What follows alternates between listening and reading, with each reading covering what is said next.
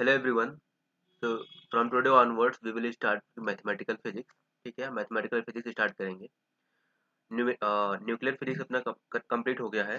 उसमें कुछ क्वेश्चंस के और कुछ असाइनमेंट्स के मैं वीडियो अपलोड कर दूंगा, तो आप देख लेना। ठीक है, अभी हम फ्रेश टॉपिक स्टार्ट करते हैं अपना मैथमेटिकल फिजिक्स। ओके, सबसे पहले इसका हम एक बार सिलेबस डिस्कस कर लेते हैं। What we are going to study in this complete like topic, क्या क्या पढ़ेंगे हम इसमें। ठीक है, तो let us discuss here first.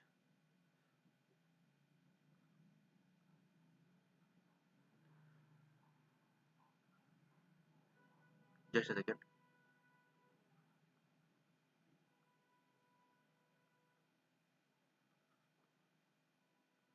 Mathematical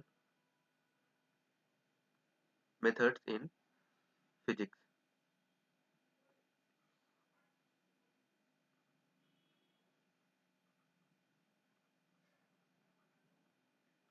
In mathematical methods in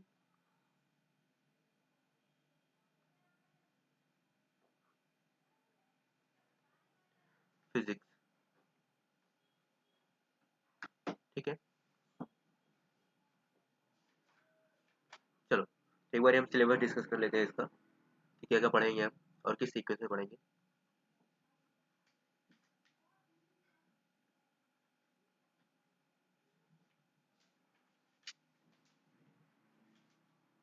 ठीक है, सबसे पहले हम स्टार्ट करेंगे अपना डायमेंशनल एनालिसिस से, जो कि मेजोरिटी 11th का पोर्शन होता है। वो आप वहाँ से पढ़ सकते हो। मैं एक बार बेसिक ओवरव्यू दे दूंगा इसका कि ठीक है क्या क्या चीज़ें हैं, और एक बार एज अ रिकैप करा दूंगा इसको। ठीक है, तो पहले आता है हमारा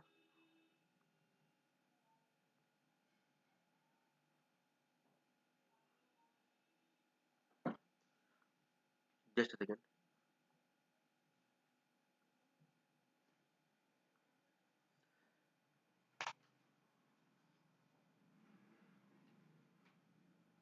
डायमेंशनल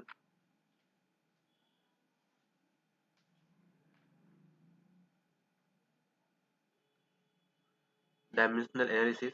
ठीक है, उसके बाद फिर अपना आएंगे हम vector algebra and vector calculus में अपने।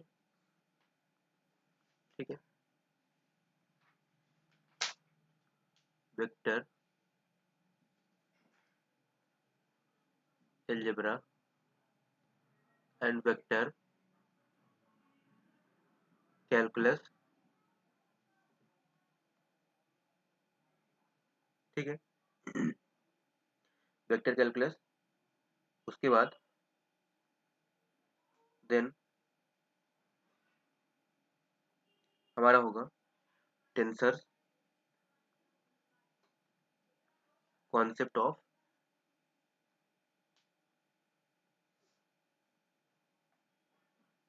Concept of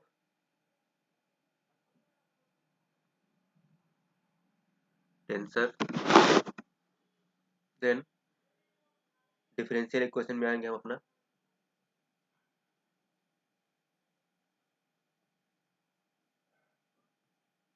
differential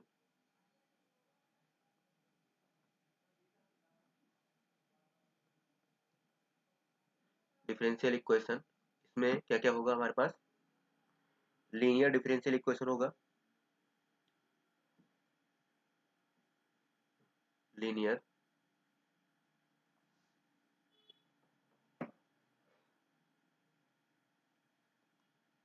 differential equation first and second, first and second order. ठीक है, और इसके सॉल्यूशन देखेंगे हम। ठीक है, उसके बाद हमारे पास स्पेशल फंक्शन आएंगे।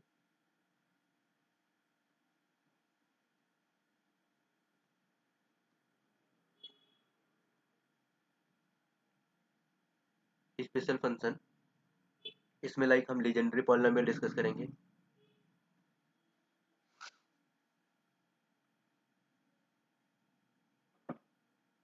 Legendary polynomial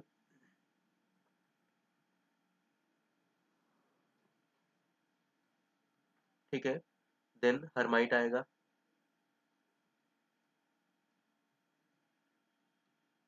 Hermite. उसके बाद बेसल्स आएगा इसमें, और लॉगरे।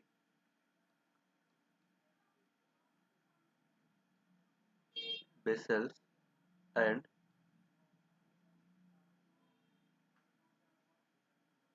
लॉगरे function.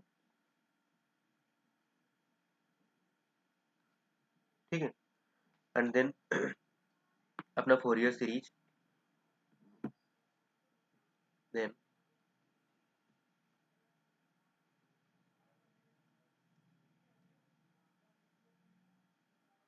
Fourier series and Fourier transform and Fourier transform. उसके बाद पार्शियल डिफरेंशियल इक्वेशन,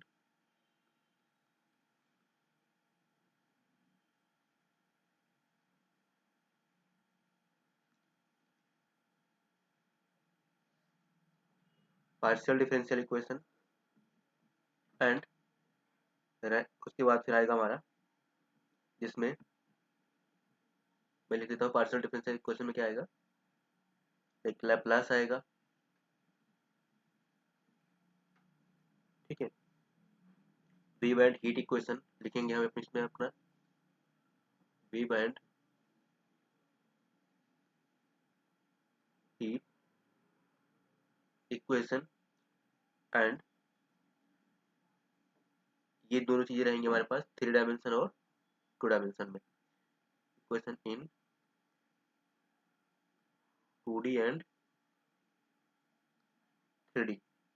ठीक है। फिर प्रोबेबिलिटी आएगी, इसी में लिखता हूँ मैं इसको।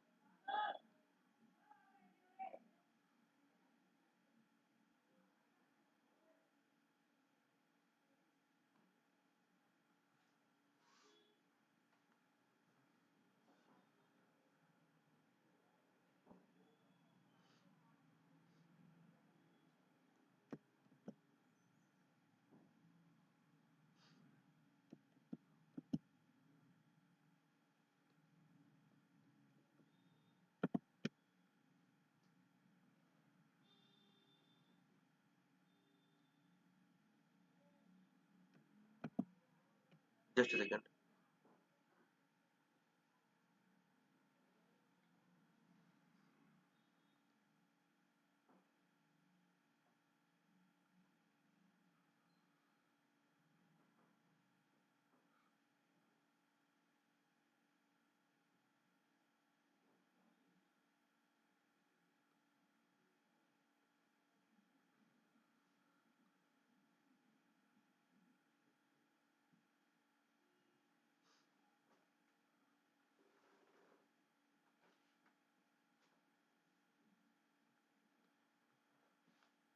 ठीक है।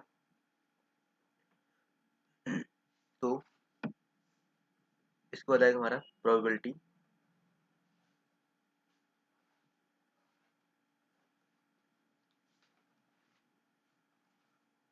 Elementary probability theory.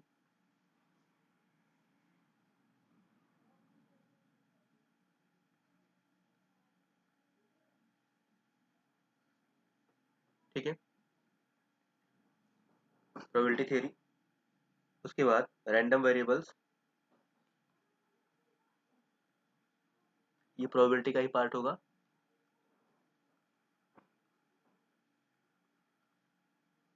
And then binomial,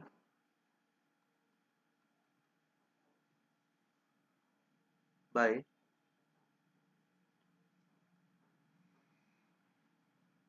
नॉमियल and normal distribution. ठीक है। ये चीजें हम पढ़ेंगे अपना, जो हमारा सिलेबस फॉर लेक्चरर है इसका, गवर्नमेंट पॉलिटेक्निक वाले एग्जाम का। और अगर कोई नेट CSIR नेट की प्रिपरेशन कर रहा होगा या गेट की प्रिपरेशन कर रहा होगा, तो कुछ एक्स्ट्रा टॉपिक उसे पढ़ने पड़ेंगे। मैं सिलेबस लिख देता हूँ, at last we will be discussing that one also. Okay,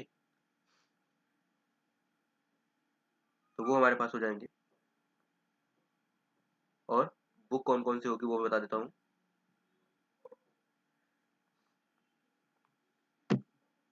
ये होगा हमारे पास कॉम्प्लेक्स नंबर, यहाँ पे लिख देता हूँ मैं।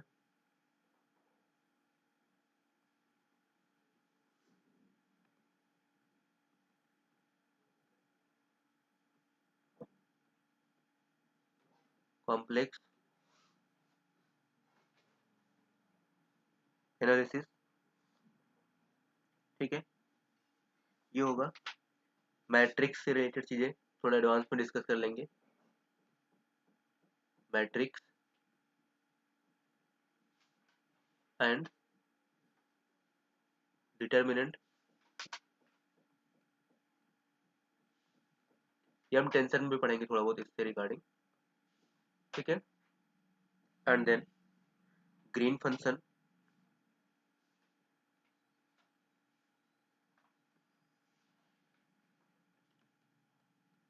Green function and then group theory, इसमें न्यूमेरिकल मेथड भी आता है हमारा।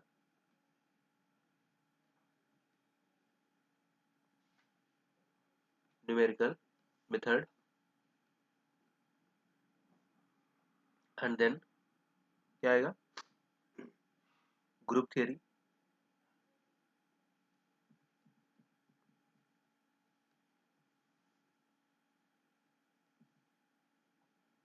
ग्रुप थियरी, ठीक है। तो ये सारा कुछ मिला के हमारे पास क्या आ जाएगा, कंप्लीट सिलेबस हो जाएगा। कि कोई भी जितने भी एमएससी के बाद एग्जाम होते हैं अपने, कॉम्पिटिटिव हो गया या फिर गवर्नमेंट एग्जाम जितने भी होते हैं, वो सारे एग्जाम से रिलेटेड ये पूरा कंप्लीट सिलेबस है। एक और चीज़ होगा, जब हम ये डायमेंशनल एनालिसिस पढ़ेंगे उसके बाद वेक्टर एनालिसिस जब कर रहे होंगे, वेक्टर अलजेब्रा, तो इसमें एक और चीज़ देखेंगे हम यहीं पे, डिराक डेल्टा फंक्शन, वो भी देखेंगे यहाँ पे डिराक डेल्टा, ठीक है, क्योंकि इससे भी क्वेश्चन आते हैं हमारे पास, डिराक डेल्टा, ठीक है।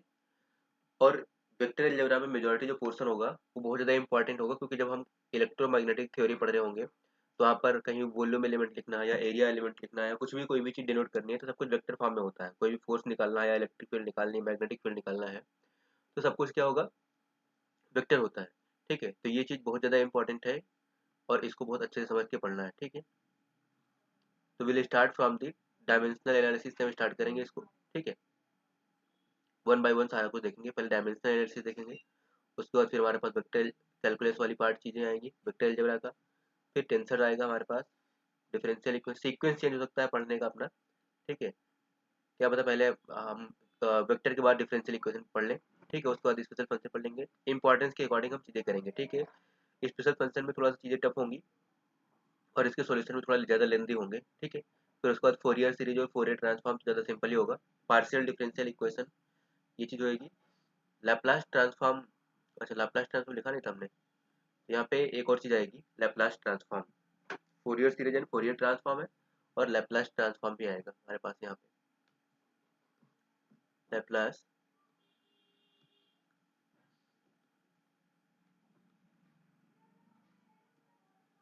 जस्ट सेकेंड, यहाँ पे लिख देता हूँ मैं,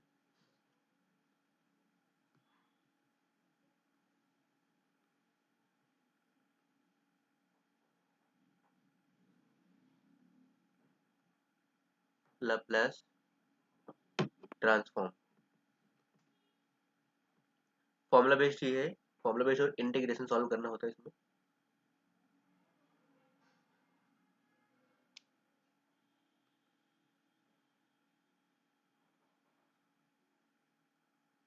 लैपलास ट्रांसफॉर्म, ठीक है, तो ये हो गया हमारा Laplace transform,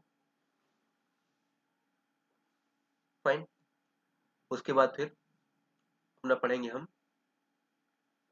partial differential equation and then we will be moving towards the, इसमें डिस्कस करेंगे हम वन डायमेंशन और टू डायमेंशन में पार्शियल डिफरेंशियल इक्वेशन कैसे लिखते हैं, ठीक है।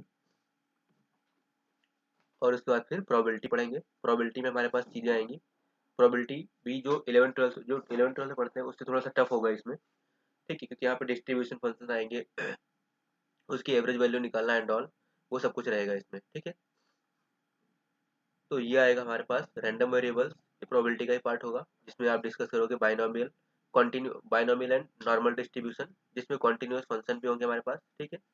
और अगर हम थोड़ा सा फर्दर कुछ टॉपिक्स की बात करें तो ये जो हमारे पास इतना पोर्शन है, ये थोड़ा सा हमारे लेक्चर वाले पोर्शन में तो नहीं है, लेकिन नेट के सिलेबस में और गेट के सिलेबस में ये चीज़ें होती हैं। तो कॉम्प्लेक्स एनालिसिस हो गया हमारा, ये होता है, ठीक है। मैट्रिक्स एंड डिटर्मिनेंट भी है, ये तो टेंशन में वैसे भी आ जाएगा। ग्रीन फंक्शन होता है जिसमें फंक्शन को सॉल्व करना होता है, ठीक है। थोड़ा सॉल्यूशन लेंदी होते हैं इसके। न्यूमेरिकल मेथड होता है हमारे पास, लाइक न्यूटन राफ्सन, इसमें कुछ मेथड्स हैं हमारे पास क्वेश्चन सॉल्व करने के लिए, जो अप्रॉक्सीमेशन मेथड होते हैं। And then at last we will be studying group theory, ठीक है। तो सीक्वेंस ऊपर नीचे हो सकता है, बाकी दिस इज द टॉपिक जो हम पढ़ेंगे अपने पॉलिटेक्निक वाले पोर्शन के लिए, ठीक है। यहाँ पर जो अपना गवर्नमेंट का पॉलिटेक्निक एग्जाम है उसका,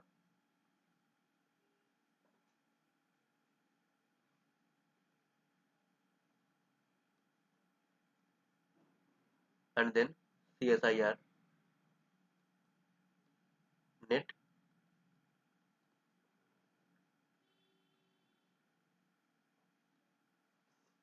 एंड अपना जो गेट का एग्जाम होता है फॉर दैट, ठीक है। तो ये इतने एग्जाम पर हम फोकस करेंगे अपना, ठीक है।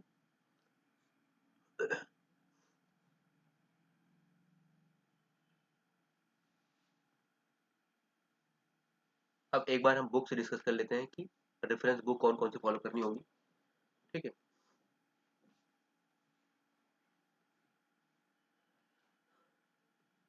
यहीं पर कर लेते हैं डिस्कस।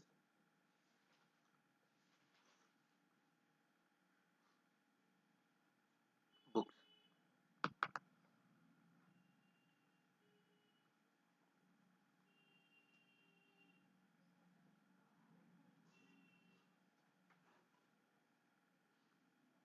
बुक्स में हमारे पास रहेगा सबसे पहले आती है हमारे पास ग्रिफिथ की,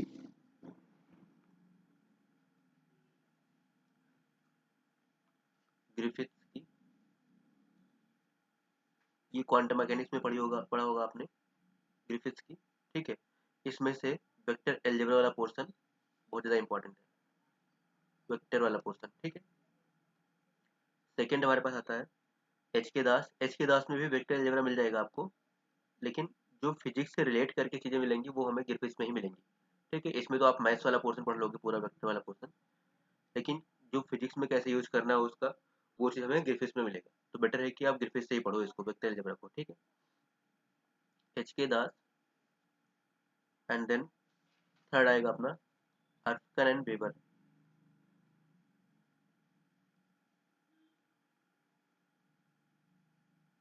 हर्कन एंड वेबर।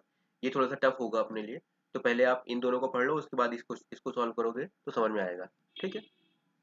ये तीन हमारे पास रेफरेंस होंगी बुक, ठीक है। चलो, तो let us start first from the dimensional analysis, ठीक है, उससे स्टार्ट करते हैं हम।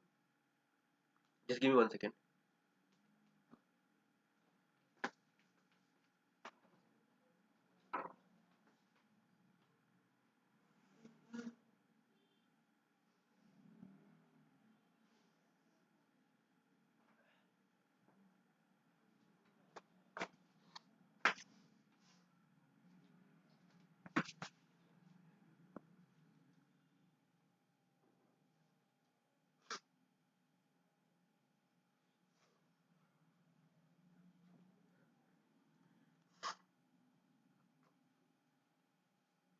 Okay, so let us start with our first topic, that is dimensional analysis. Fine.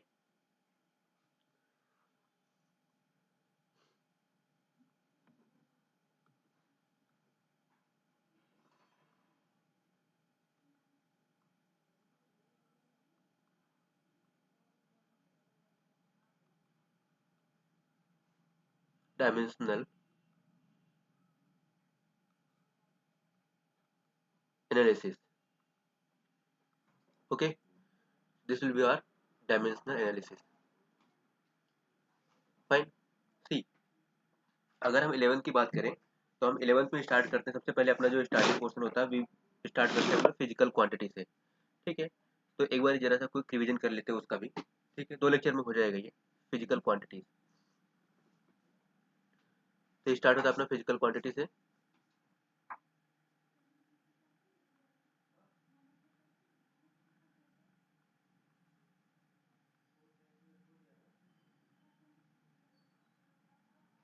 Physical quantity, तो फिजिकल क्वांटिटी हमारे पास क्या होती है, कोई भी अगर हम फिजिकल क्वांटिटी की बात करते हैं, सपोज करो एक फिजिकल क्वांटिटी की हम बात कर रहे होते हैं, कोई भी जितनी भी मेजरेबल क्वांटिटी होती हैं, मतलब ऑल दी मेजरेबल क्वांटिटीज जो इसको हम फिजिकली मेजर कर सकते हैं, वो सारी हमारे पास क्या होती हैं, फिजिकल क्वांटिटी होती हैं। यहाँ पे लिख देता हूँ मैं, ऑल मेजरेबल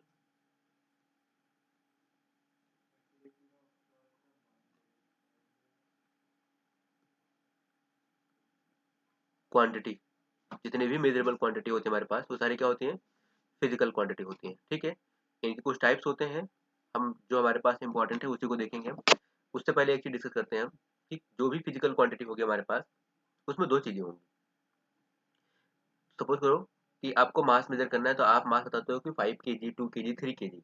मतलब अगर हम आप फिजिकल क्वांटिटी को क्यू से डिनोट करूँ मैं, क्यू से अगर मैं फिजिकल क्वांटिटी को डिनोट करता हूँ, तो उसमें दो चीजें होंगी, एक तो उसकी होगी numerical value, numerical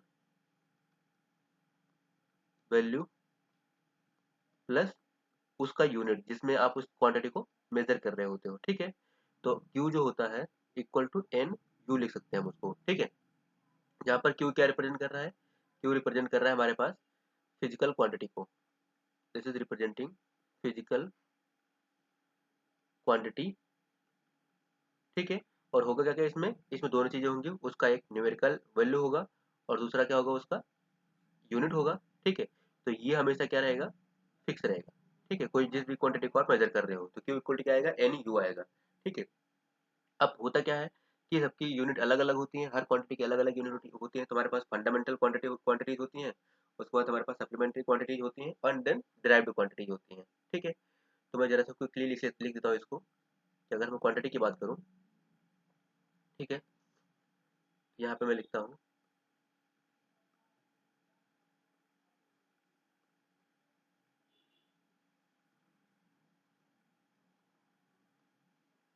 physical quantity. ठीक है, इसको हम तीन पार्ट में लिखते हैं। सबसे पहले लिखते हैं अपना फंडामेंटल क्वांटिटी,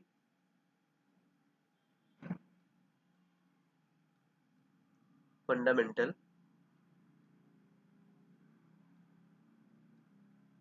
क्वांटिटी, देन अपना लिखते हैं हम सप्लीमेंट्री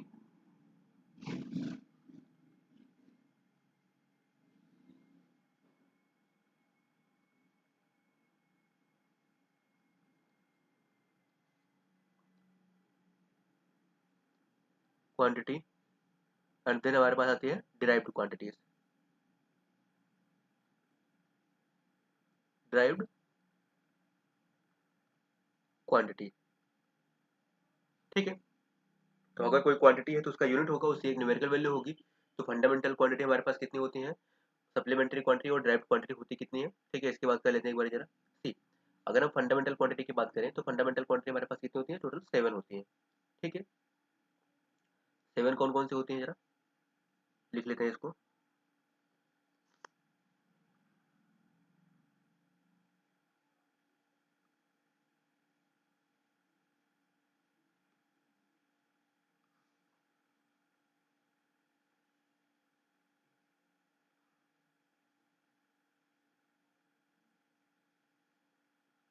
ठीक है, यहाँ पे लिख देते हैं इसको।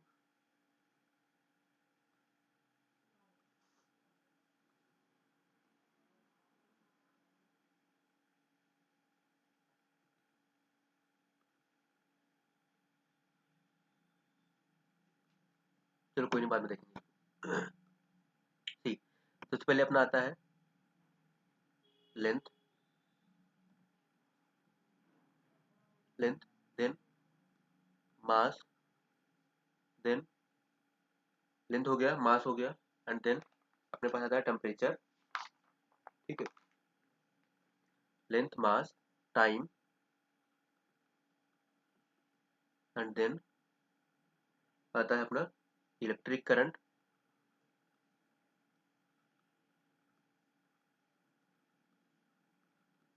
उसके बाद इलेक्ट्रिक करंट हो गया, देन अपना आता है टेम्परेचर,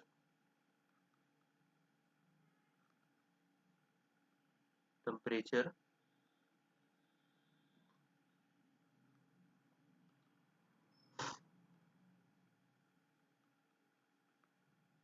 एंड देन दो और होता है हमारे पास, कौन सा, 1 2 3 4 5 हो गए, 7 होते हैं total, amount of substance, amount of substance and then last आता है अपना इंटेंसिटी।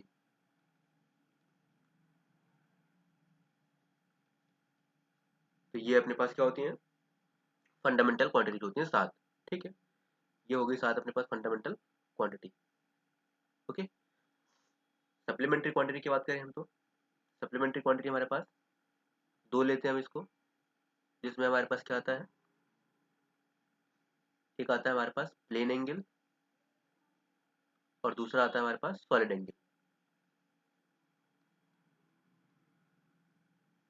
प्लेन एंगल जो 2D में बनता है और एक होता है हमारे पास सॉलिड एंगल जो 3D में बनता है।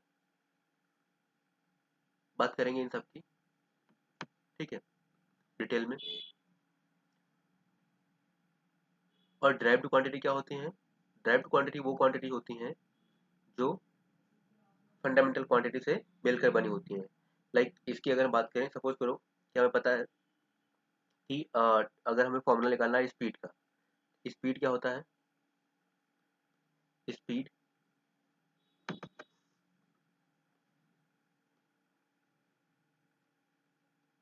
स्पीड इक्वल टू, लाइक हमें पता है अपॉन डिस्टेंस अपॉन टाइम होता है। ठीक है, डिस्टेंस अपॉन टाइम। तो डिस्टेंस की अगर बात करें हम, तो डिस्टेंस एज अ एक लेंथ की तरह यूज किया जाता है, ठीक है, जो कि हमारे पास फंडामेंटल क्वांटिटी है, और टाइम हमारे पास क्या है, फंडामेंटल क्वांटिटी है। तो all those quantities which are made up of with the help of fundamental quantities are known as what, derived quantity. तो ये सारे क्या होते हैं, ड्राइव्ड क्वांटिटी होती हैं। ठीक है, लेकिन फंडामेंटल क्वांटिटी जो होती हैं वो इंडिपेंडेंट होती हैं फ्रॉम अदर क्वांटिटी। ठीक है, तो ये सारी क्वांटिटी से क्या होती हैं, इंडिपेंडेंट होती हैं। फंडामेंटल क्वांटिटी का सबसे सिंपल सा कह सकते हो कि these are the quantity which are independent. ठीक है,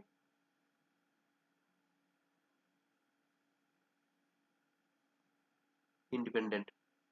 ठीक है, और ड्राइव्ड क्वांटिटी क्या होती है, ये डिपेंडेंट क्वांटिटी होती है।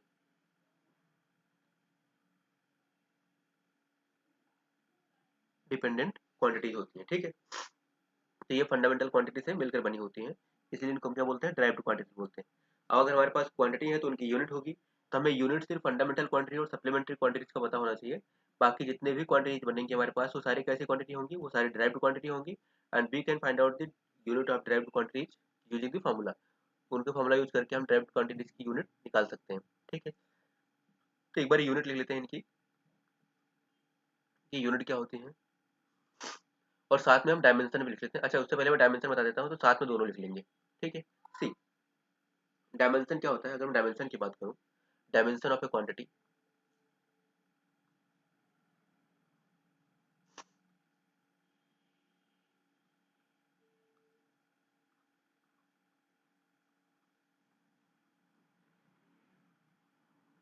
डायमेंशन। ठीक है, इसकी मैं डेफिनेशन लिख देता हूँ, ये समझ में आ जाएगा धीरे धीरे आपको।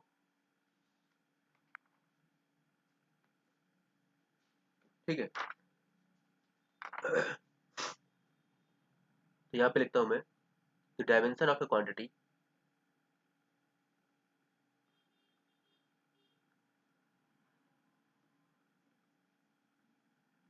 The dimension of a physical quantity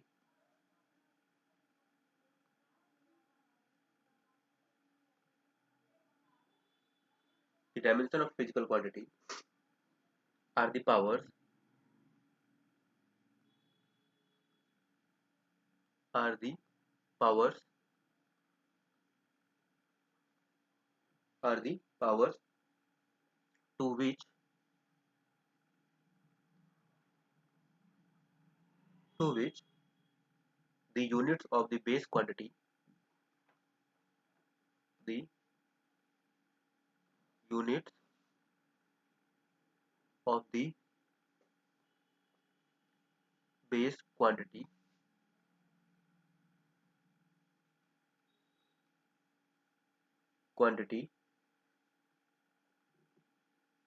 are raised to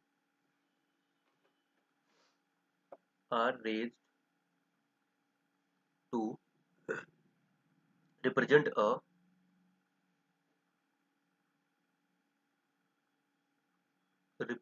a derived unit of that quantity, derived unit of that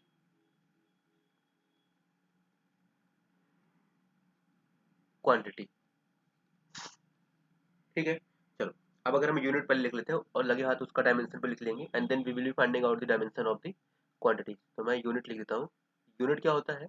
कोई भी क्वांटिटी जिसमें मेजर की जाती है, that is basically what unit. The quantity in which any quantity is measured is basically unit. तो हम fundamental quantities की unit लिखते हैं जरा। इस तरफ हमने लिख लिया क्या? क्वांटिटी, क्वांटिटी, जस्ट सेकेंड,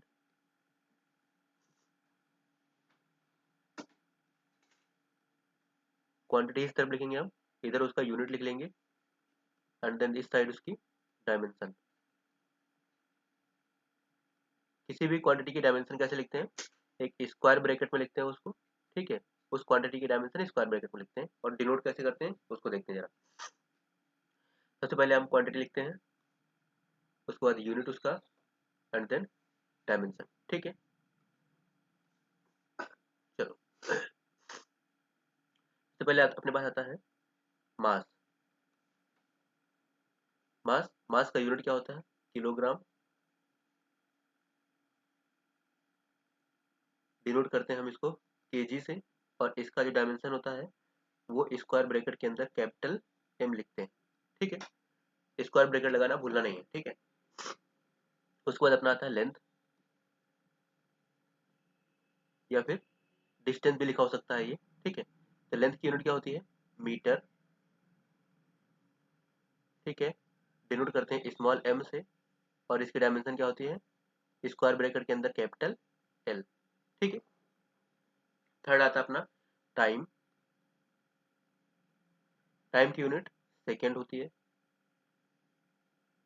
ठीक है, स्मॉल एस से लिखते हैं इसको, और डायमेंशन इसकी कैपिटल टी स्क्वायर ब्रैकेट के अंदर। ठीक है, नेक्स्ट आता है अपना, नेक्स्ट अपना आता है जो क्वांटिटी लिखी थी हमने, इलेक्ट्रिक करंट।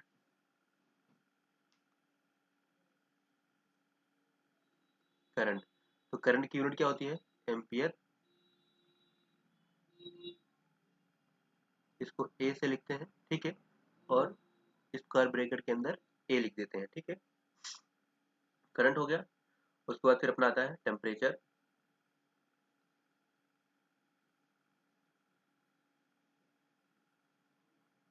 टेम्परेचर की यूनिट जो होती है वो होती है kelvin,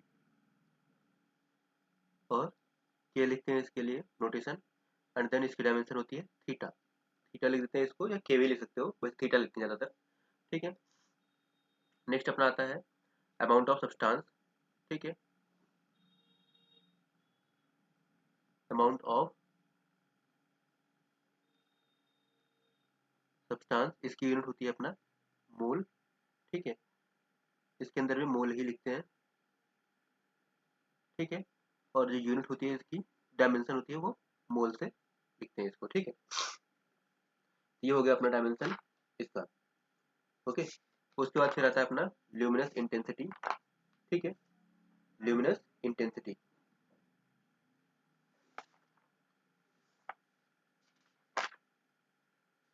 just second.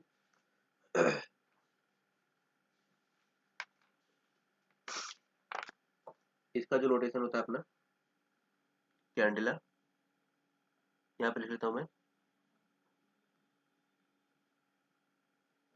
Intensity unit होता है इसका कैंडेला,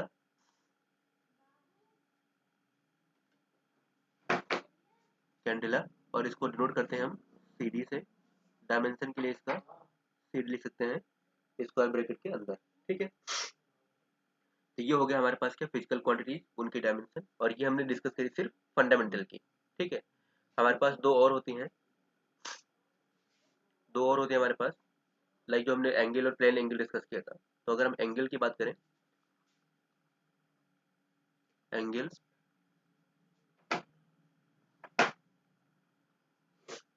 तो ये हमारे पास प्लेन एंगल है। अगर हमारे पास प्लेन एंगल है,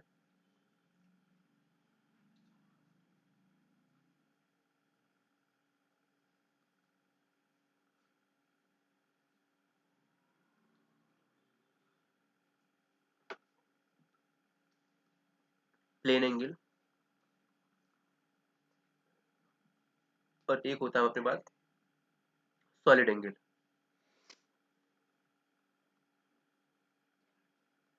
ठीक है। ठीक है, तो प्लेन एंगल का जो यूनिट होता है वो हमारे पास क्या होता है, रेडियन होता है,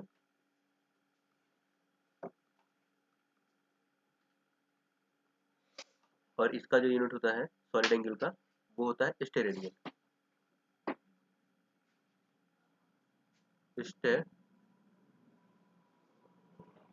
स्टेरेडियन, ठीक है। और ये दोनों क्वांटिटी कैसी होती है, डायमेंशन लेस होती है,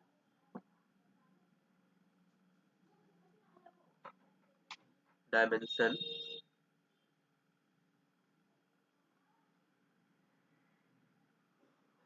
लेस क्वांटिटी, दोनों क्वांटिटी अपने पास डायमेंशन लेस होती है, ठीक है, इनकी डायमेंशन नहीं होती है, ठीक है। तो ये हो गया अपना क्या, यूनिट एंड डायमेंशन के बारे में डिस्कशन, ठीक है। अब अगर हमें डिराइव्ड क्वांटिटी जो होती है उनका यूनिट निकालना है, सपोज करो कि we have to find out the, हम डिराइव्ड क्वांटिटी की बात कर लेते हैं। सपोज करो कि वी आर हैविंग एरिया, पहले हम एरिया की बात कर लेते हैं। एरिया, लेट अस से एरिया ऑफ रेक्टेंगल, ठीक है। एरिया ऑफ रेक्टेंगल क्या होता है हमारे पास, लेंथ इनटू विड्थ होती है, ठीक है। अब लेंथ भी अपना क्या है, एक डिस्टेंस है, ठीक है, और विड्थ भी एक डिस्टेंस है, ठीक है। तो दोनों की यूनिट कितनी होती है, इसका भी मीटर होगा इनटू इसका भी मीटर होगा अपने पास, तो यूनिट क्या हो जाएगा इसका, मीटर स्क्वायर। तो मतलब एरिया का जो हमारे पास यूनिट आया है वो क्या आ गया, मीटर स्क्वायर आ गया। अगर हम डायमेंशन की बात करें तो एरिया की डायमेंशन लिखनी है मुझे, ठीक है, इक्वल टू ये क्या होगा, लेंथ की डायमेंशन, तो लेंथ की डायमेंशन अपने पास एल होती है, ठीक है। और अगेन विड्थ की डायमेंशन ये भी डिस्टेंस है तो इसकी डायमेंशन कितनी होगी, एल होगी। तो जो एरिया की डायमेंशन आ जाएगी that will be basically L2, ठीक है। इसको एल स्क्वायर नहीं बोलेंगे, L2 बोलेंगे, ठीक है। अगर हम वॉल्यूम की बात करें, सपोज करो कि volume of cuboid, volume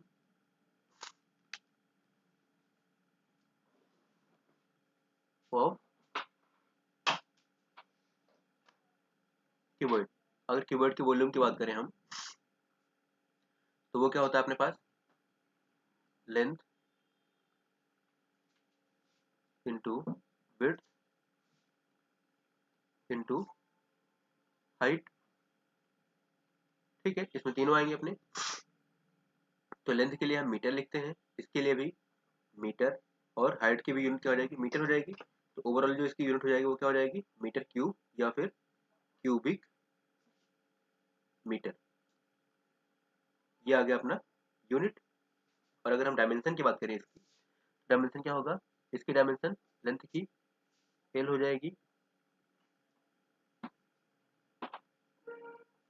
width की भी dimension L, and then height की भी डायमेंशन अपनी हो जाएगी एल। तो ये क्या हो जाएगा अपने पास, L3। तो डायमेंशन ऑफ वॉल्यूम कितनी हो जाएगी, L3, ठीक है। ये आ गया अपने पास डायमेंशन ऑफ V, ओके। तो आई होप समझ में आया होगा आपको, ठीक है। फर्दर कुछ और क्वांटिटी डिस्कस करते हैं। Suppose we have to find out the dimension of speed, speed या फिर वेलोसिटी, स्पीड, स्पीड का फॉर्मूला क्या होता है हमारे पास, डिस्टेंस अपॉन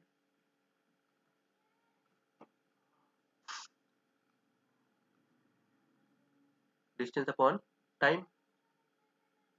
ठीक है, तो डिस्टेंस की यूनिट कितनी होती है, ये होता है अपने पास मीटर, और टाइम की यूनिट होती है अपने पास सेकंड, ये हो जाएगा अपने पास मीटर पर second.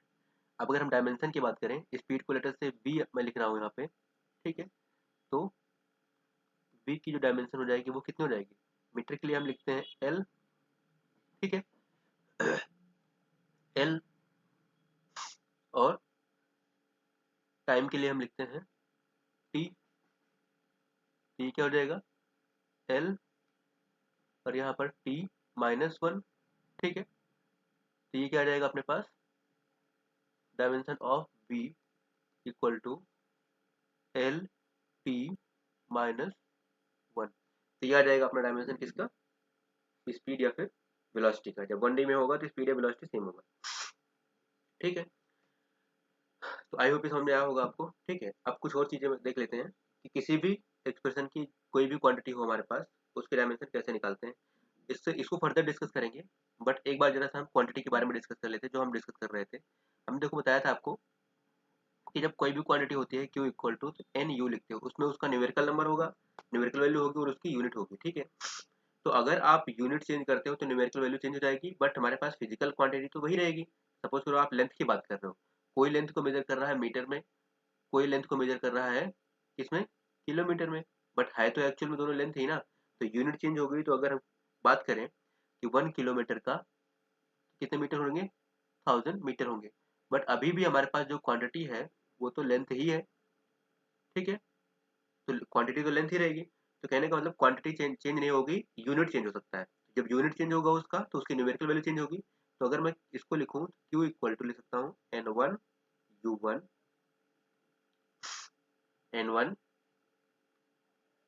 U1 equal to N2 U2, but physical quantity हमारे वही रहेगी, ठीक है, N2 U2, but physical quantity हमारे पास क्या रहेगी, क्यू वही रहेगी, ठीक है। अगर इसका हम ग्राफ ड्रॉ करें तो कैसा बनता है ग्राफ, फिजिकल क्वांटिटी का ड्रॉ करते हैं। लेट अस से कि हमने न्यूमेरिकल वैल्यू को ऐसे देखो, हमारे पास क्या है, जो Q है, यहाँ से देखें हम Q, ये इनवर्सली प्रोपोर्शनल टू 1/u है, ठीक है। या फिर ऐसे लिख लेते हैं, या फिर ऐसे Q तो कांस्टेंट रहेगा, Q मत लिखो, N लिख लेते हैं इसका, N वर्सेस Q तो कांस्टेंट रहेगा, तो N जो होगा ये इनवर्सली प्रोपोर्शनल टू U होगा। तो मतलब अगर हम N वर्सेस U का ग्राफ प्लॉट करें तो ये कैसा होगा, U छोटा होगा तो N नंबर बड़ा होगा, ठीक है। इसका जो ग्राफ होगा वो that will be somewhat like this, graph कुछ ऐसा दिखेगा इसका, मैं यहाँ बना देता हूँ, this graph will be somewhat like this, ठीक है। जैसे U की वैल्यू छोटी होगी तो N की वैल्यू बड़ी होगी, अगर U हमारा बड़ा होगा तो N छोटा हो जाएगा, ठीक है। तो आई होप ये समझ में आया होगा आपको, ठीक है। तो हम फर्दर कंटिन्यू करेंगे इसी में रिलेटेड।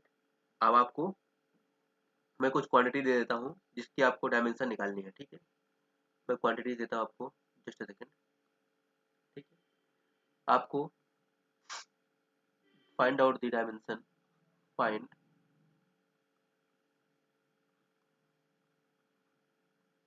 द डायमेंशनल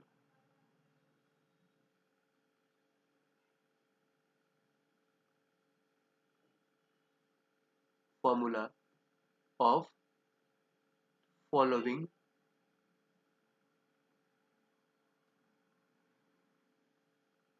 क्वांटिटीज, ठीक है। कौन कौन सी क्वांटिटी है हमारे पास, फर्स्ट ग्रेविटेशनल कांस्टेंट जी, दूसरा coefficient of viscosity theta, third coefficient of restitution E, fourth refractive index mu, and fifth एक और दे देता हूँ मैं, लेट अस से permittivity of the medium epsilon, ठीक है। इन 5 क्वांटिटी की आपको डायमेंशंस निकालनी है, ठीक है। तो try the all this questions, इनको आपको ट्राई करना है, ठीक है, and then we will continue from the next session. इसी को कंटिन्यू कर लेंगे तो नेक्स्ट सेशन में हमारा डायमेंशनल एनालिसिस खत्म हो जाएगा, and then we will move towards the अपने वेक्टर वाले पोर्शन की तरफ, ठीक है। So please keep on trying and keep revising all these things. That's all about for today session. Thank you so much.